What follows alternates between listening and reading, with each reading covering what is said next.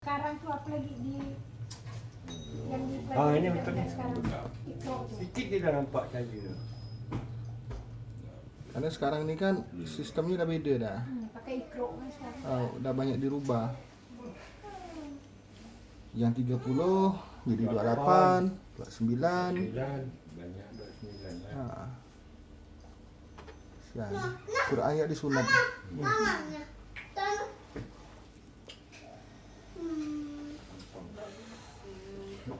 Tapi kalau kita balik lagi ke sini, berarti kita memahami konsep awal. Maka saya bilang dari awal, kemarin pun saya katakan, kalau kita bahas sekarang, artinya nak bisa melepaskan yang awal. Karena ada keterkaitan antara awal dengan yang sekarang. Maka dikatakan mukamat itu pokok-pokoknya Quran. Karena mukamat itu adalah gerbang untuk memasuki Furqan. Barulah kita bisa paham Quran. Karena syarat untuk memahami Quran itu adalah Furqan. Macam mana kita bisa nak paham dengan Quran secara sebenar-benarnya tanpa Furqan? Kalau tanpa Furqan yang kita pahami adalah sudah masuk ke dalam tafsir atau bahasa pendekatan atau perumpamaan.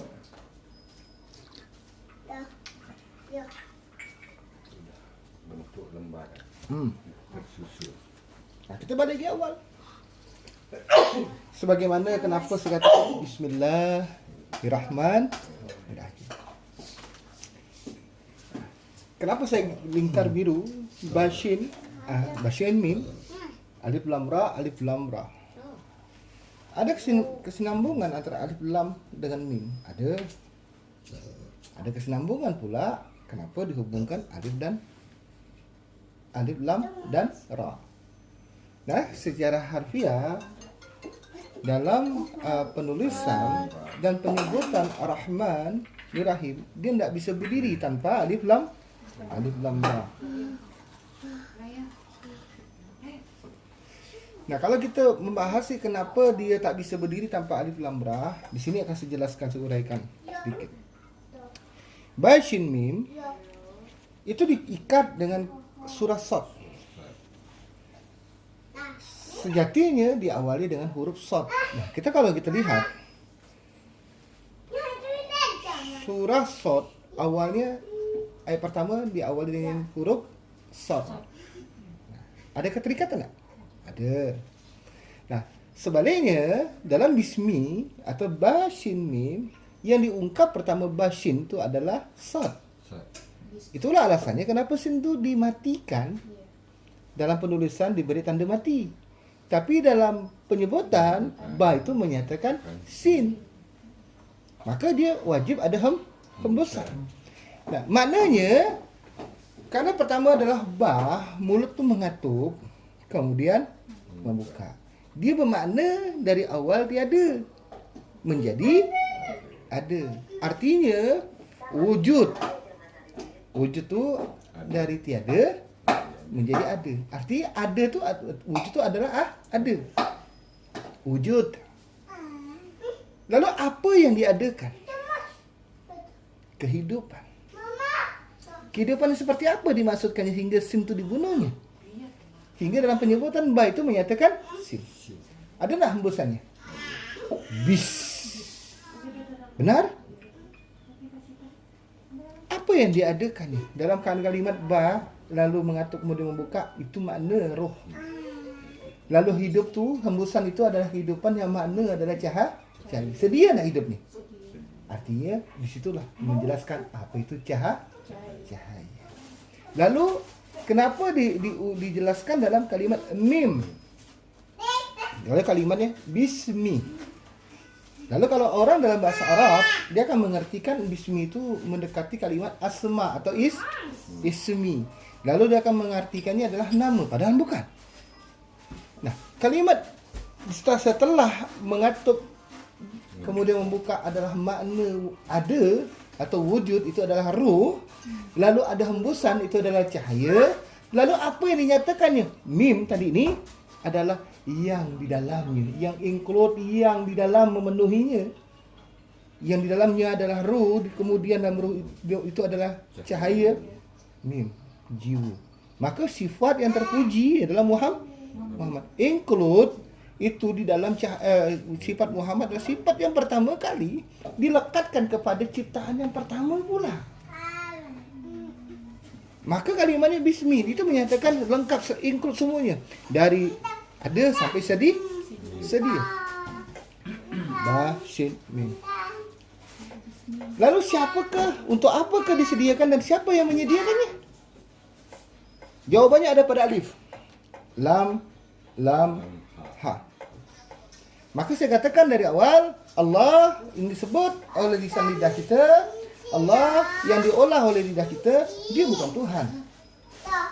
Ingat, itu diolah ya. Diproses, dibentuk dalam lisan lidah. Namun itu adalah isyarat agar kita paham. Dalam isyarat itu mengerti, menuntun kita untuk memahami makna. Dalam makna yang dipahami dalam isyarat itu agar kita memahami hikmah.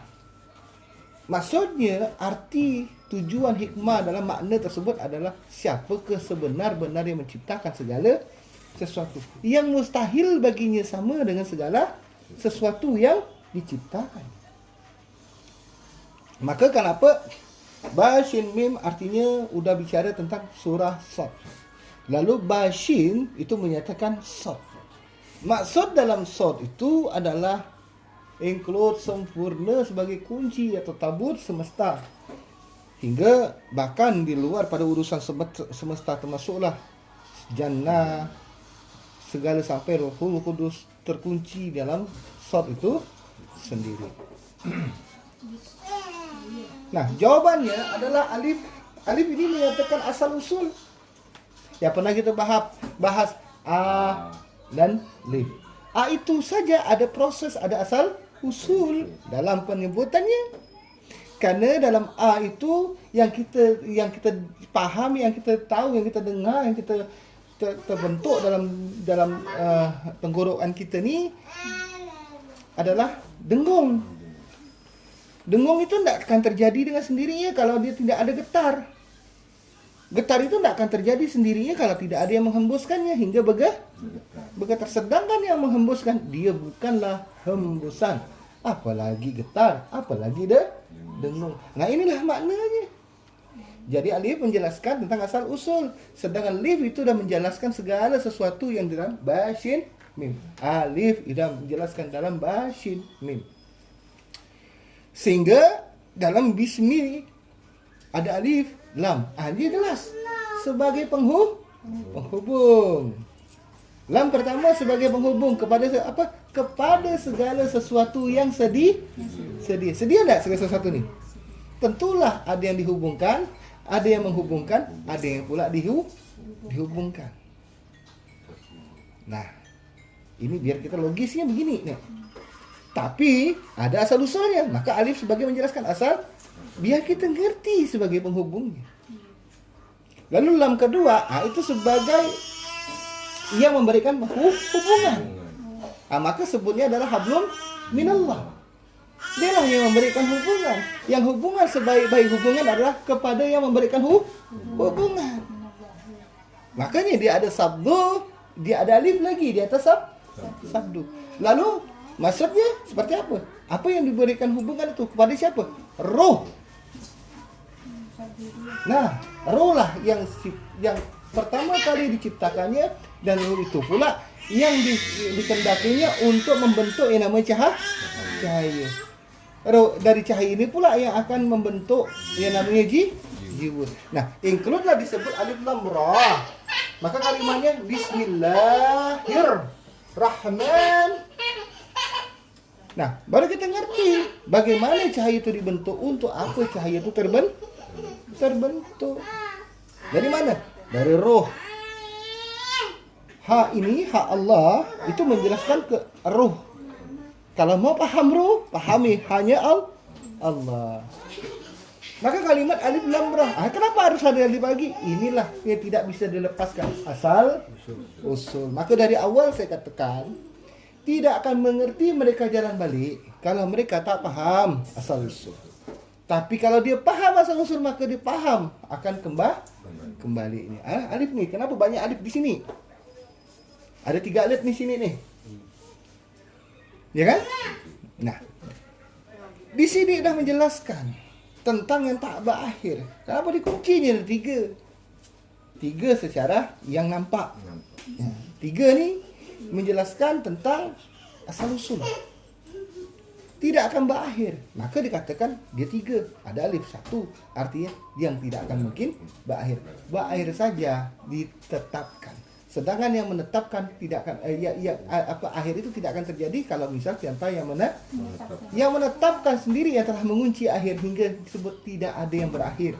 Arti tidak akan berakhir. Kalimat tak berakhir dia berawal tapi tak berakhir. Kekal.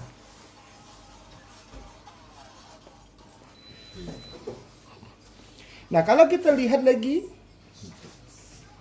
alif lam ra, ada lam lagi disambungnya. Untuk apa? Sebagai apa? Sebagai terhubung kepada segala sesuatu yang sedia dalam perbuatan. Artinya tidak bisa tersedia sedia segala tidak akan bisa ada yang perbuatan kalau tak ada sedia segala sesuatu. Karena adanya maka sedia, setelah sedia maka bisanya berbuat dalam kesediaan. Benar tak? Itulah makna dalam alif lam ra. Nah, ternyata dari sejak daripada roh itu telah berbuat kepada cahaya. Dan diberikannya perbuatan atas cahaya.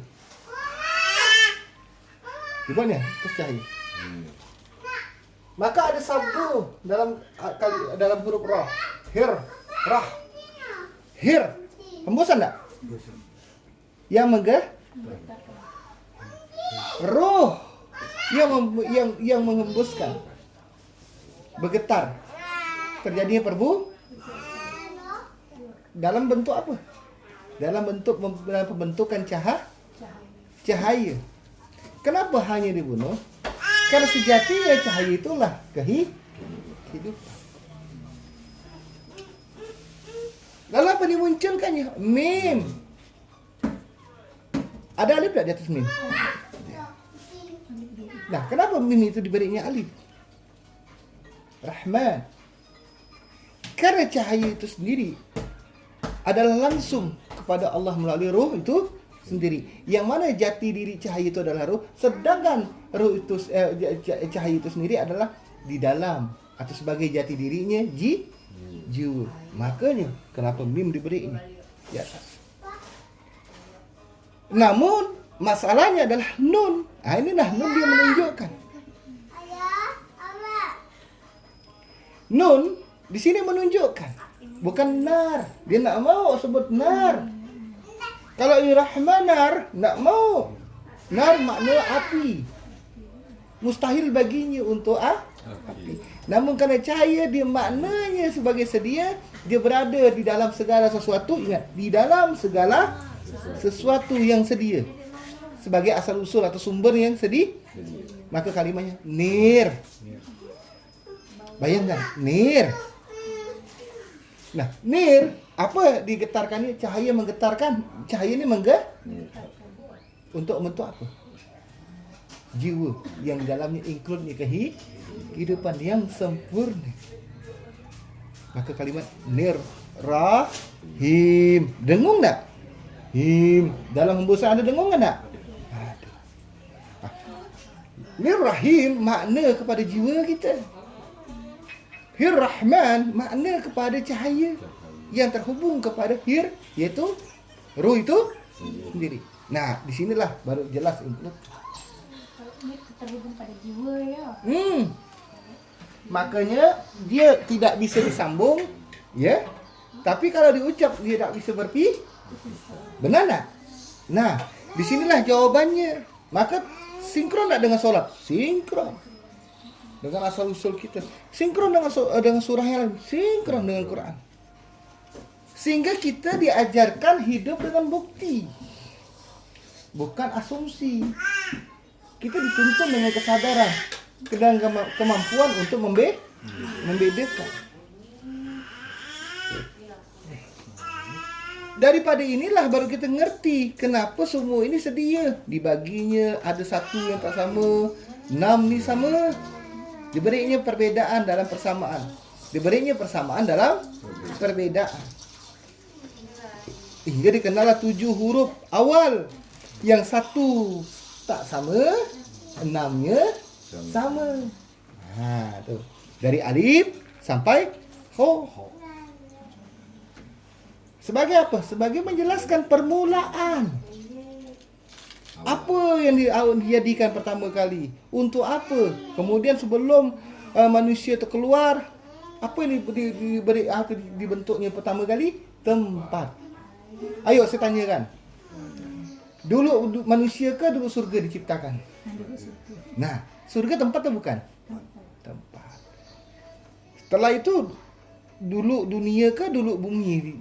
Dulu Adam ke dulu bumi diadakan ni? Bumi. Setelah bumi sedia, lengkap, barulah Adam diturunkan. Walaupun bahasa skenarionya diusir. Ya kan? Nah, ini baru kita jelas. Itulah alasannya kenapa ada batasa setelah alif. Ini susunannya. Tentang bagaimana Allah menjelaskan membentuk segala sesuatu sebut dengan alam. Alam atau tempat. Makanya kenapa dia terbentuk? Karena tersusun. Tidak bisa dikatakan ada susunan kalau dia tak punya bentuk. Enak ya? Lalu dijelaskan dalam susunan bentuk itu dengan apa? Penyebutan. Nah, di sinilah baru kita paham dengan apa yang namanya furqan. Kita diajarkan furqan itu sejak dalam muqamat nih. Yaitu diajarkannya menemukan perbedaan dalam persamaan dan menemukan persamaan dalam perbedaan. Sehingga mampulah dia dalam menemukan perbedaan dalam persamaan yang mustahil sama dan menemukan perbedaan dalam persamaan dalam perbedaan yang mustahil beda. Ini sehingga dia tak akan bisa menyamakan segala sesuatu yang beda atau membeda-bedakan segala sesuatu yang sama. Jelas nih mana yang berubah-ubah, mana yang mustahil yang berubah-ubah. Nah, masalah titik ini macam mana? Nah, masalah titik ini kan susunan. Titik. Nah, kenapa titik yang pertama tu ba tu di bawah? Dia menjelaskan asal usul bagaimana alam tu terbentuk. Maka titik ini keluar daripada wadah atau mangkuk ni. Mangkuk ni kan tempat. Beda cerita kalau titik dalam mangkuk. Artinya dah bicara isi di dalam wadah. Nah, kalau di luar daripada wadah ni arti menjelaskan bagaimana wadah itu terbentuk. Jelas dari mana dia dibentuk, begitu pula setelah terbentuk untuk apa dia dibentuk. Ini jelas jawabannya ada pada titik ni. Nah, kalau kita bicara batasa, dari ba mulut, ta lidah, sa hampir. Ada hembusan ya, hampir saja lidah menyentuh la. Nah, saya ringkas masalah ni biar kita ngerti ba mulut. Kenapa mulut? Karena bicara jahir. Awal dia ada, menjadi ada. Itulah alasannya wajib bicara ba itu adalah hukumnya adalah di bibir.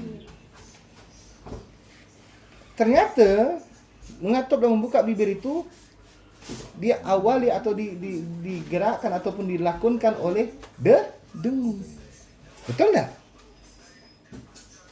Nah, baru kita ngerti di sini. Ternyata ada dan tiada itu, atau tiada dan dari tiada menjadi ada itu bukan terjadi dengan sendirinya, tapi ada yang tak percaya sebut labah. Mengatuk kemudian dari mana terbentuk energi gerakan bibir ni? Kenapa dijahirkan dengan diiringi dengan dengung? Ba. Apa yang dinyatakan? Bukan hanya sekadar membuka bibir dan mengatuk, namun ada dengung. Iya atau tidak? Nah, ini menjelaskan bahwasannya semua ini ada yang membentuk, ada yang ada yang sebagai pembentuk atau yang menciptakannya. Begitu pula setelah dijadikannya itu baru dipisahkan. baru diberinya batasan, barulah dipisahkan. Maka ta, artinya yang tadi menyatu lalu Dipisahkan. dipisahkan. Apa tuh? Di dalam alam itu sendiri. Bumi dengan Nah kemudian sah. Lalu setelah itu diberilah batasan atau barzak di antara keduanya, sehingga tidak bercampur, sehingga tidak bercampur. Ini tersusunlah dia. Nah setelah itu baru jim, baru ha, baru kho. Dia menjelaskan bagaimana makhluk itu terbentuk. Apa dulu yang dibentuk? Jasadnya ke atau di dalam jasadnya dulu? Jiwanya dulu. Ternyata jiwanya dulu. Itulah alasannya. Jim yang nyata itu adalah titiknya. Nah, titik jim itu bukan di bawah, bukan pula di atas, melainkan di dalam. Di dalam jim itu dinyatakan titik yang sebagai sumber terbentuknya segala sesuatu. Barulah sebut dengan hidup itu yang nampak hidup adalah jasad. Maka pada tidak ada nampak titiknya, betul? Karena yang nampak kehidupan pada jasad. Barulah kho. Nah kho dia menjelaskan mana yang berakhir, mana pula yang mustahil berakhir. Nah jasad bisa berakhir, tapi dia punya jiwa mustahil berakhir.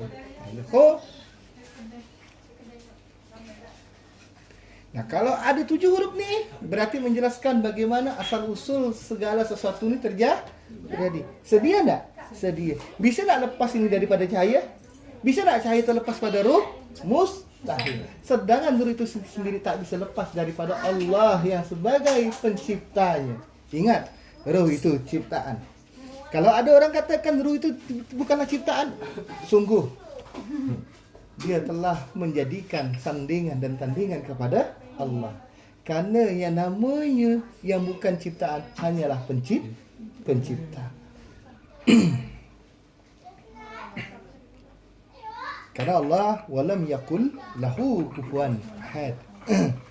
Nah, barulah kita ngerti setelah sedia apa yang jadikannya diaturnya. Barulah disebutnya wadunia.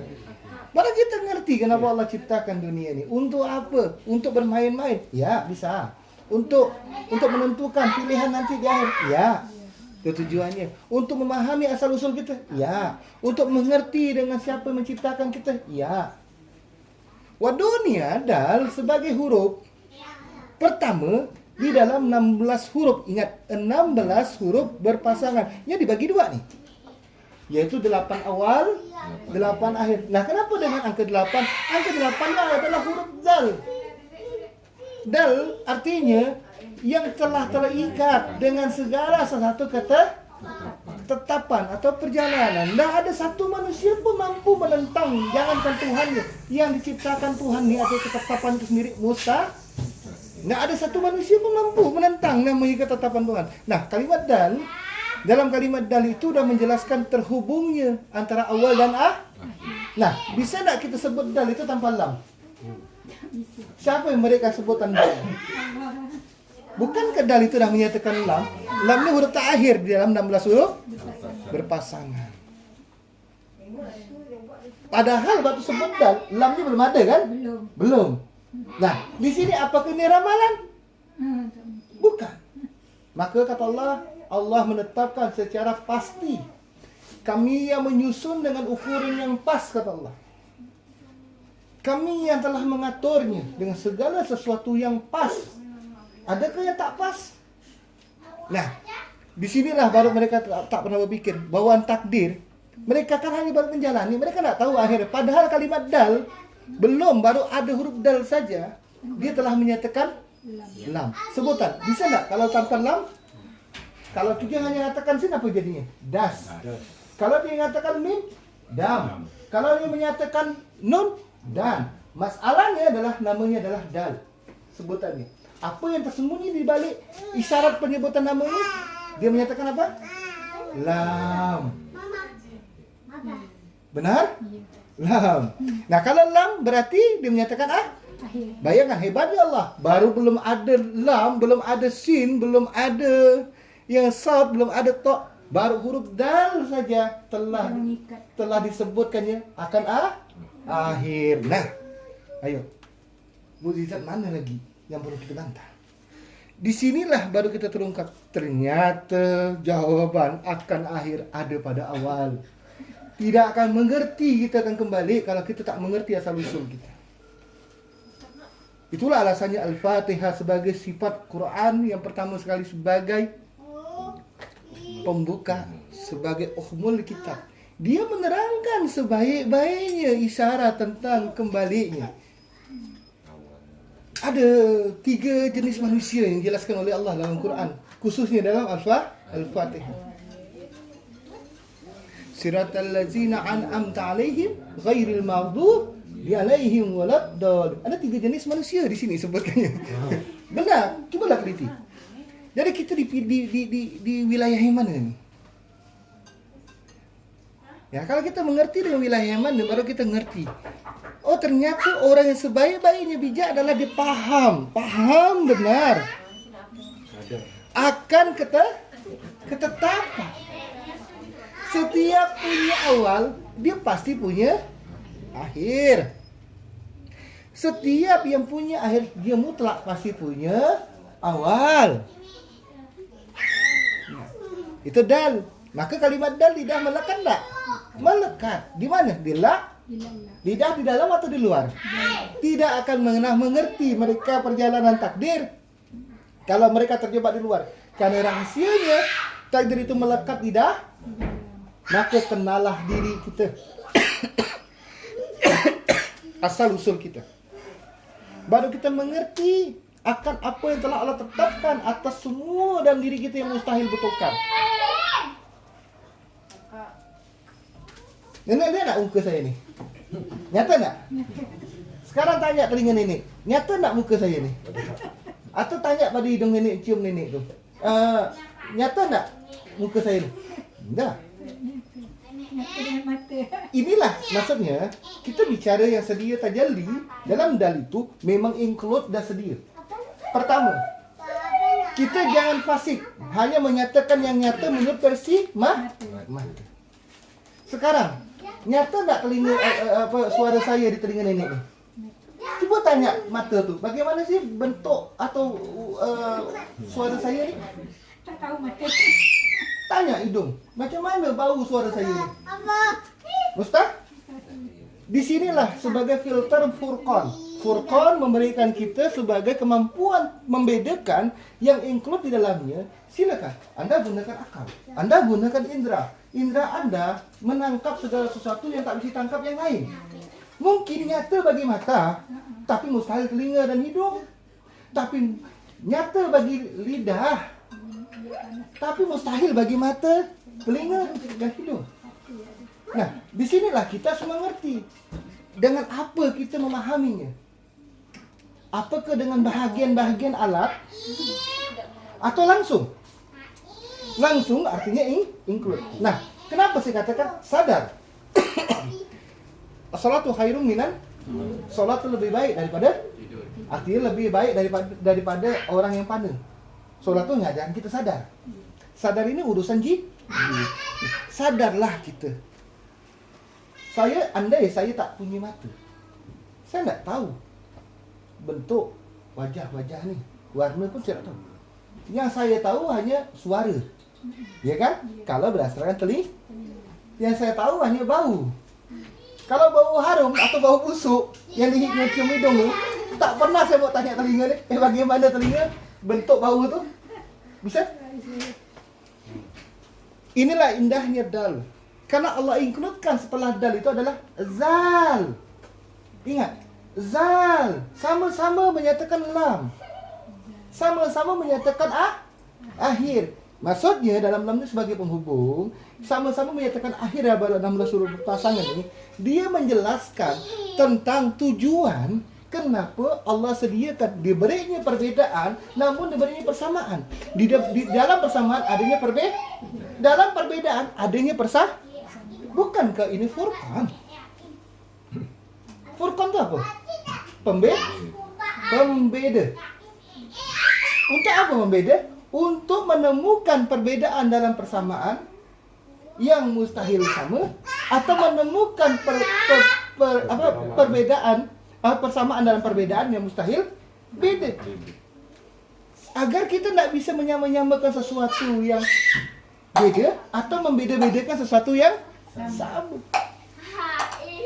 Dari Tuhan sampai ciptaannya jelas kita pahami. Dari kekuasaan sampai yang punya kuasa kita bisa membedakannya antara substansi dan eksistensi. Dari yang absolut sampai yang tidak absolut pun kita bisa membedakannya. Apalagi paham-paham hanya sekedar sempit menurut mereka, hanya membedakan hak dan batil saja. Furqan, pembeda yang menginkludkan segala sesuatunya. Landasannya apa? Dan, zal, ra, jai. Ada 4 huruf di sini yang menjadi dasar awal di dalam 16 huruf berpasangan. Ingat, 16 huruf berpasangan. 4 huruf ini include, dia punya spesialisnya dalam penulisan. Dia nggak bisa ditulis sambung awal. Dia nggak mau disambung awal.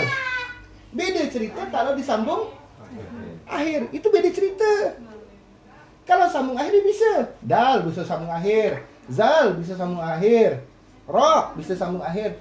Jai bisa sambung akhir. Tapi kalau misalnya di awal, dal tak mau nyambung. Masalahnya apa? Maknanya apa?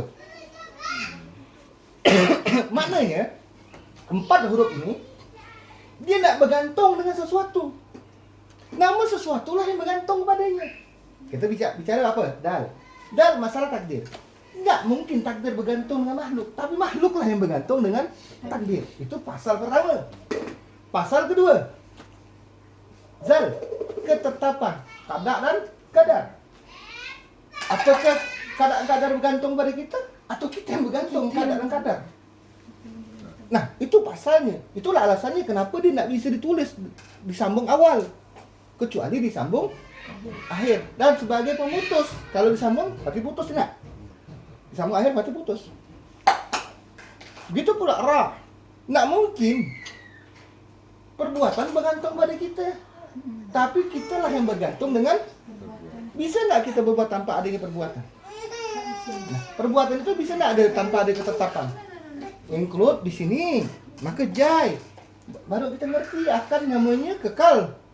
Kekalnya dalam diri kita nih bukan detak jantung kita, tetapi yang meletakkan jantung kita lah yang kekal. Maka disebut dengan jiwa. Di dalamnya cahaya, di dalam cahaya adalah roh itu sendiri. Nah, hebatnya bisa dipisah-pisahkan. Tetapi menyatu tapi tidak bersatu. Kita nih selama ini terjebak karena kita tak mengenal yang mana alat, mana diri. Lalu hari-hari kita anggap nih jasa dia kita ini adalah padahal ini alat. Maka saya katakan kesalahan fatal mereka berarti mereka tak pernah hidup dalam wudu. Wudu itu tugas kita, wajib dalam hukum sholat itu wudu. Kenapa? Diajarkan pertama kali kita tuh untuk mengenal mana alat yang butuh dibersihkan, itu alat. Karena kenapa dikatakan suruh membersihkan kotak dengan air, yaitu dengan debu, tayamum? Kenapa dia berpotensi rusak? Dia punya potensi pandai berubah, pandai lemah, pandai kuat. Itulah namanya alat. Artinya dia tidak absolut. Makanya wudhu kita ngerti ini alat yang perlu dibersihkan karena dia punya potensi kotor dan najis. Namun yang namanya diri dia tetap suci. Apa itu? Jiwa. Yang namanya jiwa itu suci, dia tak akan mungkin dia kotor. Nah, makanya kita diajarkan wudhu bukan sekedar mengerjakan, tapi benar-benar bisa paham dan hidup dalam wudhu itu, sehingga kita teliti bukan diri kita bukan alat kita jadikan diri, tapi benar-benar bisa benar-benar hidup dengan diri yang sebenar-benarnya. Baru kita bisa khusyuk dalam sholat, baru bisa berdiri betul. Kalau enggak, Pilih orang betul mandangnya. Tetapi kita sendiri yang sadar. Akuilah. Kita berdiri dengan alat atau dengan diri? Kalau dengan alat, tetaplah urusan dunia kita bawa dalam solat. Haram. Nak ngerti kalimat haram? Haram artinya solat hablum minallah. Tak boleh bawa urusan dunia. Benar tak? Makanya kenapa putus? Yang halal kita makan, minum, tak bisa kita bawa dalam solat tu ni. Memang pernah dengar orang sambil solat memakan nasi goreng? Atau sambil merokok, sambil solat, Allahu Akbar. Bisa? Haram. Inilah landasannya, solat itu hablum minallah. Maka disuruhnya berwudu agar apa? Agar kita benar-benar bisa dengan diri yang sebenarnya, bukan dengan alat. Artinya dengan nyawa. Kalau dengan nyawa ini alat yang memang notabene atau yang fitrahnya untuk terhubung kepada segala sesuatu. Namun hanya jiwa lah yang terhubung kepada Allah. Maka jawabannya jujur pada diri kita, hanya kitalah yang paham. Kita ini benar-benar udah dengan diri atau dengan alat. Nah kalau kita benar-benar paham, kita akan mengerti bahwa solat itu memang mengajar kita, mengenal kita bagaimana aku ni sebelumnya bukan di dunia. Aku pernah hidup di alam rahim. Sebelum alam rahim, aku pernah ada di dalam sulbi sebagai jiwa. Sebelum dalam sulbi, aku pernah di dalam alam cahaya sebagai cahaya di atas cahaya. Yang mana aku pun dulu pernah di alam roh. Maka solat itu ada jawabannya. Berdiri betul, angkat takbir, qiyam. Nah, disitulah include sebut dengan Muhammad. Yaitu sifat yang awal yang diberikan pada diri yang awal pula. Atau ciptaan yang pertama kali. Nah, kita ni harus sadar. Allahu Akbar. Benar? Angkat takbir. Ini benar-benar menjelaskan nih bagaimana itulah alasan kenapa ada perjanjian kita.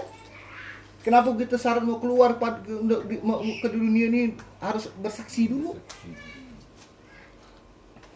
Lalu pertanyaan saya, dengan diri yang mana bersaksi? Dengan jasad. Tak percaya, ini waktu diproses dalam di dalam sulbi, ini bukan ini. Karena Allah mengambil kesaksian kita waktu di dalam sulbi. Nah, ini biar kita jelas. Sehingga jangan sampai kita terbawa dengan kehendak dada kita hingga nanti penyesalan pada saat detik-detik sakratul maut. Siapapun dia akan mengalaminya nanti. Penyesalan nanti itu tak ada akhir, tak ada arti.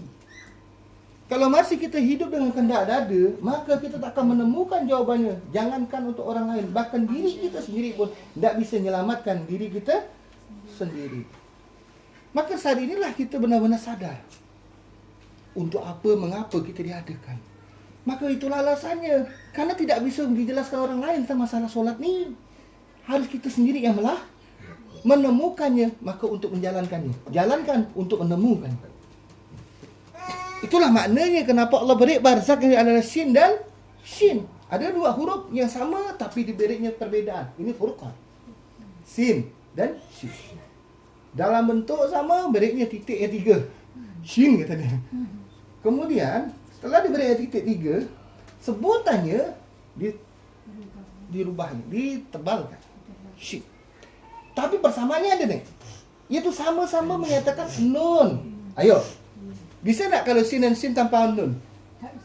Si kata dia. Ya, jangan tanya orang Ceng. Si tahu. Mati. Shin. Kenapa dia mutlak harus menyatakan nun hingga menyatakan sebutannya adalah shin? Sedia alam tu, dari alam hingga makhluknya takkan mungkin ada tanpa cahaya. Itulah maknanya. Kita sebut alam apa aja. Dan ini apa menghubungkannya? Apa sebagai kuncinya? Nah, alasan selanjutnya adalah sod. Ternyata kata kuncinya adalah takdir itu sendiri. Sebagai kunci takdir apa? Sod. Sekarang bisa tak sod itu disebut tanpa huruf dal? Tak bisa. Nah, tapi indahnya sod itu bukan menyatakan dia menyatakan dal. Dia menyatakan dia kuncinya takdir. Maka sebut dengan sad.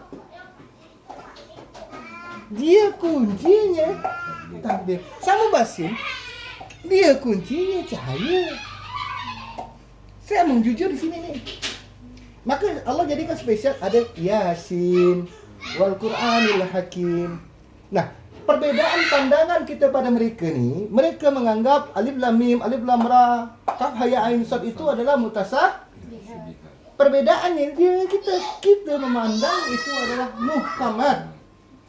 Kenapa? Karena adalah pokoknya Quran. Ini perbedaannya, jelas perbedaan. Dia terbalik, dia memahaminya tidak mungkin zalikal kitabul la raiba fihi hudal lil muttaqin. Itu muhkamat kata dia.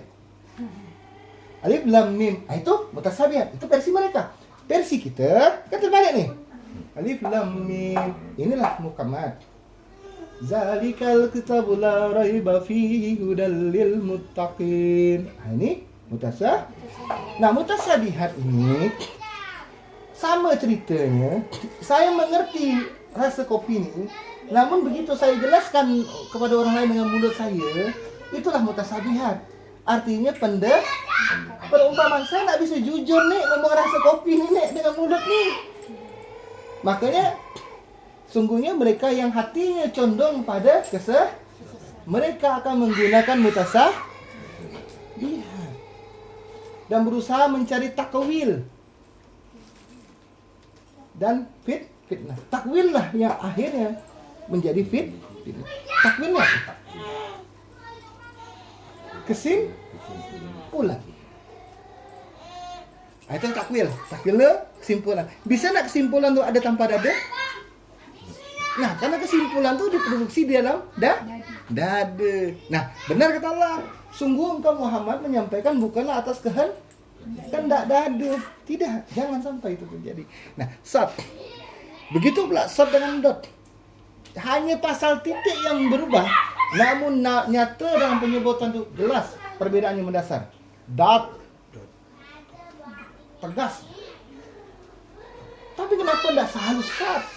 Tidak, karena dot dia mutlak. Dia bukan lagi bicara pintu atau gerbang, kunci, tapi dia menjelaskan kandungan kunci. Maka kalimat dot. Nah, tak bisa diperpanjang. Nah, dia menjelaskan kandungan kunci ini. Saya akan jelaskan, tapi tidak akan ngerti kita kandungan kunci kalau kita tak paham kuncinya. Tabut itu sendiri adalah sad.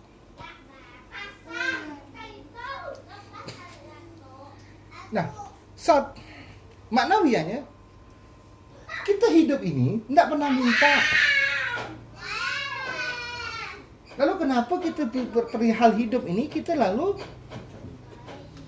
lupa bahwasanya dulu saya tak pernah minta jadi laki-laki, jadi bangsa Melayu nih, jadi rupa macam ni, dilahirkan daripada keluarga macam ni, ataupun jadi orang seperti ini. Tidak pernah. Apa kita pernah menyadarinya? Nah, maka saya katakan, kalau kita ingat kilas balik nih, ingat, kita diutus.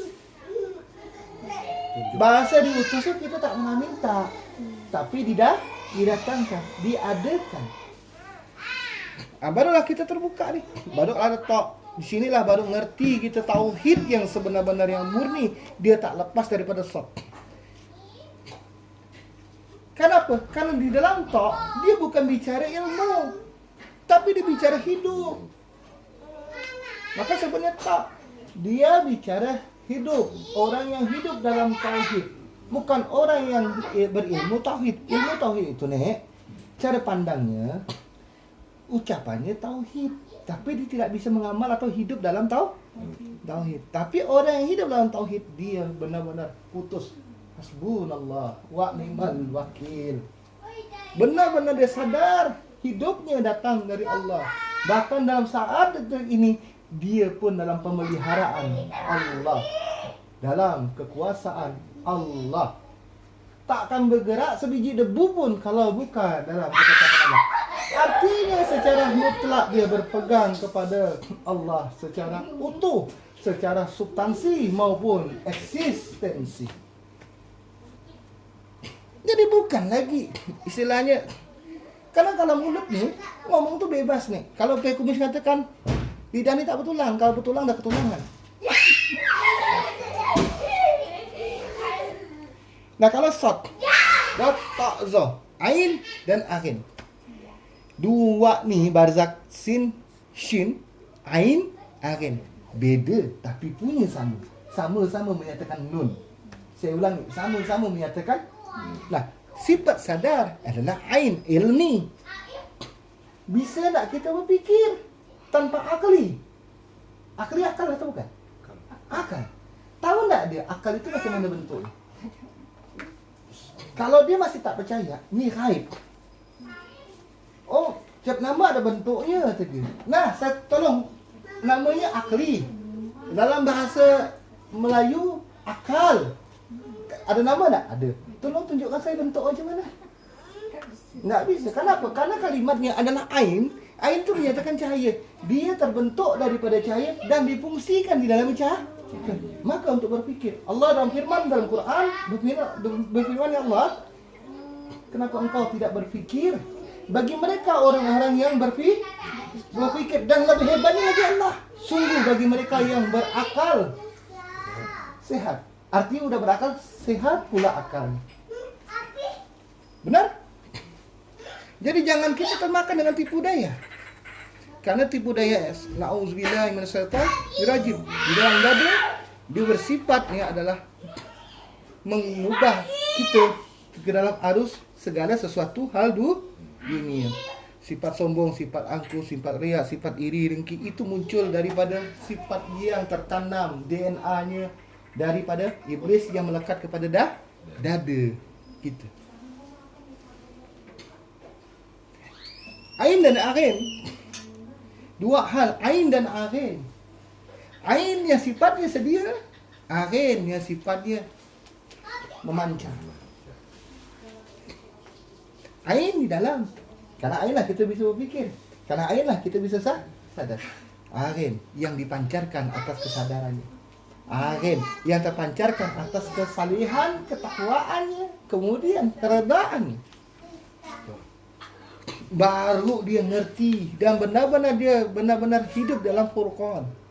Dia mengerti Quran, dia memahami kitabiah dan dia hidup di dalam Lauhil Mahfuz. Itu tidak ada boleh tawar benda ni.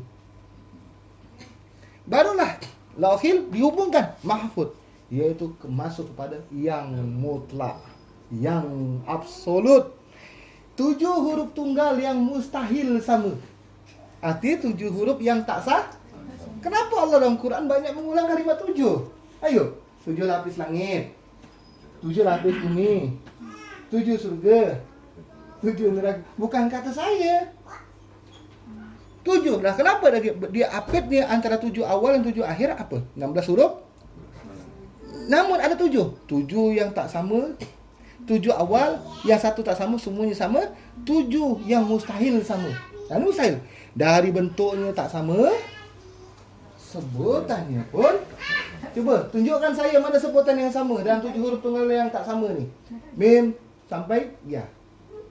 Dari bentuknya tak sama, sebutannya pun mim tak sama dengan nun, tak sama dengan waw, tak sama dengan ha, tak sama dengan lam alif, tak sama dengan amza, tak sama pula dengan ya. Nggak bisa hebat. Ini bukan Muhammad yang menyusun ni. Ini benar-benar Allah. Lalu bagaimana kita bisa mengingkari bahawa ini benar-benar turunnya dari Allah? Karena tidak akan mampu saat manusia hebat manapun bisa menyusun dengan sempurna ini. Nah, maknanya kita kembali pada mim, nun, waw, ha, lam, alif, amza, iya. Inilah saya jelaskan, terangkan. Inilah susunan dalam, kita kenal sanubari tak? Ini bahasa perumpamaan. Kalau kita kenal bahari, lautan, kita punya lautan lebih dalam daripada lautan sanubari. Lebih dalam. Benar tak? Nah, kalau kita paham dengan apa yang ada dalam diri kita, ada yang menghubungkan tentang masa depan. Itu bagian dari mana? Itulah namanya kesadaran jiwa. Yang secara instan terkadang kita diam, tak bukan kita mau menghayal, tidak pernah kita mau tiba-tiba seakan-akan kita terpandangkan dalam benak kita ada sesuatu kali kejadian, ngapa pula gini nih. Udah lupa, bertahun-tahun lamanya tiba-tiba kejadian benar-benar sama persis. Kau ingat, takkah aku pernah melihat benda ni? Nah, pernah mereka tahu? Ini yang keluar dalam diri kita. Kenapa? Karena kita terbiasa mandang di luar, kita lupa kunci dalam diri kita. Ini include nih. Jadi include itu ada 7 bagian nih. 7 bagian dalam diri kita nih. Bisa dia datangkan tanda dalam mimpi, kemudian tanda dalam bayangan pikiran kita. Sebagai macam indera kita nih, mungkin bisa dengan pendengaran, bisa dengan pandangan, mungkin mustahil bagi mata tapi nyata bagi hidung, atau mustahil bagi hidung dan mata nyata bagi telinga. Sama. Dia biasa datang debaran. Kalau dengan getar dan rasa. Kalau dalam pandangan benak itu dalam bayangan. Kalau misal dalam alam bawah sadar dan panak itu adalah di alam bawah sadar adalah mimpi. Nah, ini ada ilmu tamsil lagi nih. Kalau mimpi. Tapi kalau memang dalam sadar dia tidak perlu tamsil. Pasti akan terjadi. Nanti tiba waktunya 5 tahun ke depan, 10 tahun depan yang pernah dilihatkan. Iya ya, perasaan saya pernah ke tempat ini kapan ya? Padahal saya belum pernah di sini. Atau memang lihat kejadian ada musibah atau apa? Ya Allah. Tak ke dulu ginilah orang yang sama pakai bajunya. Kejadian di sini. Ya kan? Padahal dah lama, dah sana dah 3 tahun yang lalu saya pernah menyaksikannya gitu kan. Ya. Inilah sebenarnya. Sama dengan halnya kalau kucing itu punya 9 nyawa. Benar nih? Betul? Kita ini punya 9 pribadi. Hanya punya 1 nyawa tapi punya 9 kucing itu punya 9 nyawa, cuma 1 pribadi. Ini kebalikannya. Itulah alasannya kenapa Rasulullah sayang dengan kucing. Pernah berpikir? Nah, inilah hebatnya Allah menjelaskan ini. Masalahnya mereka tak pernah paham benda ini. Kenapa? Karena mereka asik dengan guna kitab lain selama ada Quran. Ada kitab kuning, merah, hijau, putih. Banyak kitab. Tapi kalau memang mereka kembali pada Quran, terungkap. Nah, kenapa kita diberikan 9 pribadi, hanya 1 nyawa? Di sinilah kita disuruh untuk menentukan pilihan. Kita milih nih. Kita mau apa? Mau selamat ke, tak selamat ke, mau baik ke, mau benar tak? Kalau kucing ada tak pilihannya nih? Nah, dia punya 9 nyawa, betul. Tapi dia punya 1 pribadi. Dia tak punya pilihan. Kita memang punya 1 nyawa. Kita punya 9 pribadi. Silakan kita milih. Pribadi sombong ada pada diri kita, ada enggak? Pribadi sabar, ada enggak? Pribadi iri dengki. ada semua. Sekarang tinggal kita yang memilih. Betul atau tidak? Sekarang balik tanya, sempurna kucing atau sempurna kita?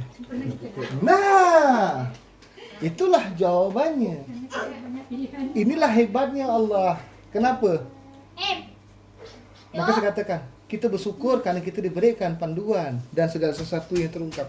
Inilah asalnya kenapa Allah menjadikan hak di dalam 7 huruf tunggal yang tak sama itu di tengah-tengah. Inilah sebagai penyeimbang. Inilah sebagai pemutus. Karena fungsinya hati itu sebagai pemutus. Tapi dia tak bisa memutuskan perkara kalau tak ada bukti, beb. Bimbang hati itu, beb. Lalu kalau bimbang hati tak bisa memutuskan tak ada bukti, siapa yang ngambil alihnya?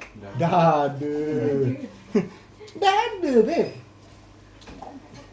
Nah, kalau kita ngerti perkara ini, nanti akan kita ngerti pada sort. Ingat, sort dalam algoritma penyebutan sort.